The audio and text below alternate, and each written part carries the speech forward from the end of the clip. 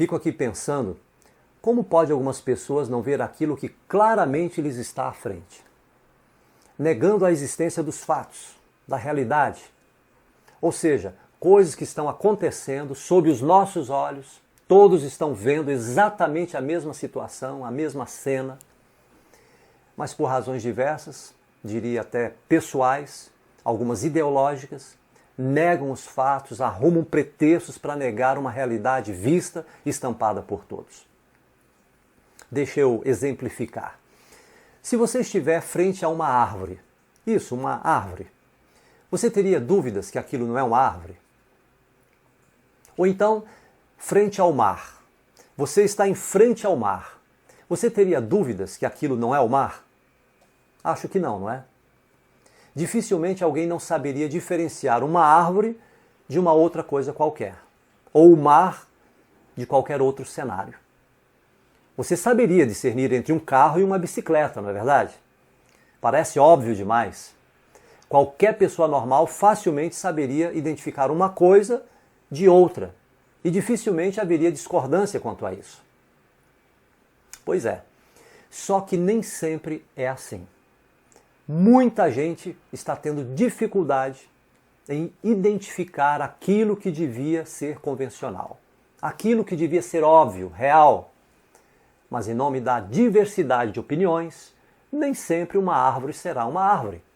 Nem sempre o mar será o mar. Nem sempre um carro será um carro.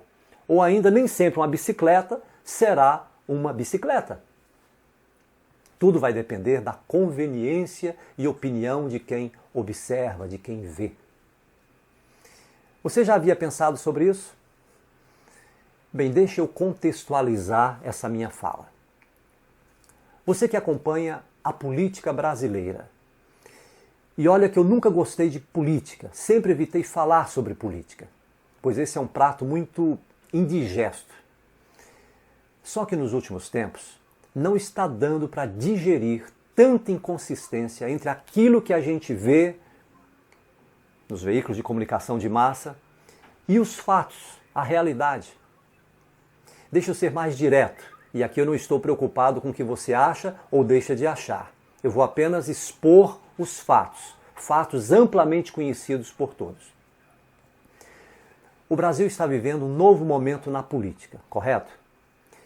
Pela primeira vez, temos um governo austero, comprometido com a moralidade, em pôr ordem na casa, acabar com o viés ideológico do toma lá da cá, estancar a roubalheira generalizada que por anos dilapidou o patrimônio nacional, levando ao desemprego e à miséria milhões de brasileiros. Isso não é o que eu acho, isso é fato, é realidade. Está aí para todo mundo ver. Isso não começou nesse governo, isso vem lá de trás, claramente demonstrado nas ações do Ministério Público e do judiciário sério desse país. E como resultado, dezenas de pessoas presas, justamente condenadas, incluindo um ex-presidente do nosso país. Que vergonha para o povo brasileiro ter um ex-presidente preso. Daí tem um grupo de gente da política, deputados, senadores, que fazem questão de não ver esses fatos, claramente notórios. E pior que isso, fazem militância no sentido de que esses condenados, por exemplo, na Lava Jato, sejam soltos, tenham suas penas reduzidas.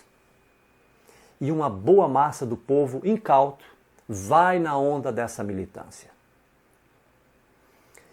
Se você consegue discernir entre um carro e uma bicicleta, então devia saber discernir entre um corrupto ladrão de uma pessoa de bem.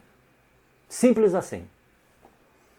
Outro dia um deputado federal chamou o nosso ministro Sérgio Moro de ladrão. Você deve ter visto isso.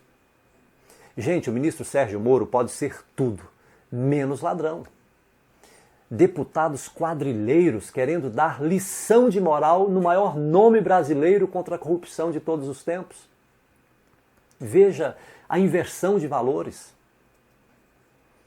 Existe uma prática muito usual na política brasileira que é de se acusar o outro daquilo que você faz e xingá-lo do que você é. É isso. acuse-o do que você faz, xingue-o do que você é. Inversão de valores. Tudo se tornou relativo, inclusive a realidade dos fatos. É isso que vemos. Essas pessoas conseguem ver como qualquer outra pessoa, mas por razões escusas, por conta de interesses pessoais, questões ideológicas, em querer a manutenção da velha política, do toma lá da cá. Essas pessoas insistem em suas posições antipatriotas. Fazem o jogo sujo da política. E o povo, que durante anos mamou nas tetas do governo, que também se beneficiou com as falcatruas de um governo espúrio, que desviou milhões dos cofres públicos para manutenção dos seus próprios interesses, fazem coro com esses políticos inescrupulosos.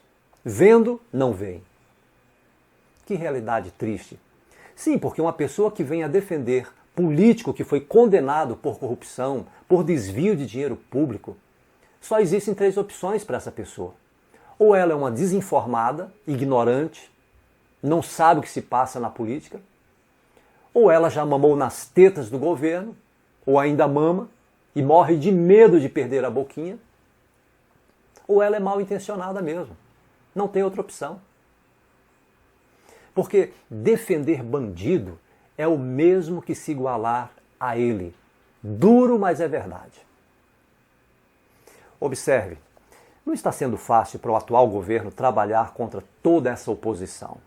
Os tentáculos da corrupção e da malandragem ainda estão nas estruturas do poder, agindo contra as forças do bem. Qualquer governo sério teria dificuldades para pôr as coisas em ordem. Qualquer governo. Fácil seria continuar na mesma vibe de sempre. Deixar o barco solto, os partidos metidos com suas falcatruas, roubando à torta e à direita. Mas eis que surge um governo que está tentando mudar as coisas. É claro que nem sempre ele vai acertar, ele vai errar sim, talvez errar muitas vezes, mas esses erros não são para desviar dinheiro do nosso povo para benefício próprio ou de algum partido, como acontecia. O governo brasileiro está focado em melhorar a vida das pessoas. E isso demanda, é verdade, algumas ações, nem sempre populares, mas que precisa ser feito. Muita coisa precisa ser feita, e isso não se resolve em 1 ou 2 anos. Lembre-se que o Brasil foi dilapidado, roubado, quebrado, financeiramente assaltado, arrasado. Por isso é que tem um monte de gente presa, justamente condenada, em primeira, em segunda e terceira instâncias. O que você quer mais? Continuar fazendo de conta que não está vendo isso? Continuar defendendo essa raça de gente que destruiu nossa reputação, inclusive lá fora, no exterior? Esses são os fatos, e contra fatos não há argumentos. Então chega de crença cega, o que é certo e ponto. Chega de fazer militância por coisas que todo mundo vê e tem gente aí defendendo o indefensável. Sabe, se existe uma coisa hoje em dia que está até difícil de a gente administrar, é a questão de manter uma boa relação de convivência e amizade com pessoas que insistem em defender o politicamente incorreto. Eu disse o politicamente incorreto. Defender o óbvio hoje em dia está ficando complicado. Mas isso é democracia, não é? Então é preciso estômago de avestruz para digerir esses comportamentos de algumas pessoas. Como já dizia o escritor, poeta e filósofo inglês Chesterton, do século XIX, chegará o dia em que teremos que provar ao mundo que a grama é verde. Pois é, chegamos nesse momento. Temos que provar o óbvio. Está na hora de sermos mais brasileiros e menos bandoleiros. Muita gente que é do partido do quanto pior, melhor, e isso inclui alguns veículos de comunicação de massa. Dá nojo assistir a alguns telejornais. Um jornalismo tendencioso, cheio de subjetividade. Esses são os verdadeiros profetas do caos, do apocalipse, e se esquecem que estamos todos no mesmo barco. Então a gente tem que pôr a mão na consciência e refletir sobre a real situação política em que estamos vivendo. Deixe o nosso presidente trabalhar. Ele está buscando alternativas que tragam bons resultados para o país. Logo mais, agora com a reforma da Previdência, o Brasil vai começar a deslanchar. Eu acredito nisso. Pode anotar. Quando se tem vontade política e os governantes são honestos, a coisa anda. Está na Bíblia isso. Provérbios 29, verso 2 diz que quando o governo é formado de homens justos e honestos, o povo vive feliz. Mas quando os líderes de uma nação são maus e desonestos, o povo chora. Então, fica essa reflexão. Eu sei que muitos que me acompanham nas redes sociais são cristãos e patriotas. Então, Deus abençoe os líderes do nosso país. Deus abençoe a todos nós, povo brasileiro. Fiquem com Deus e até a próxima.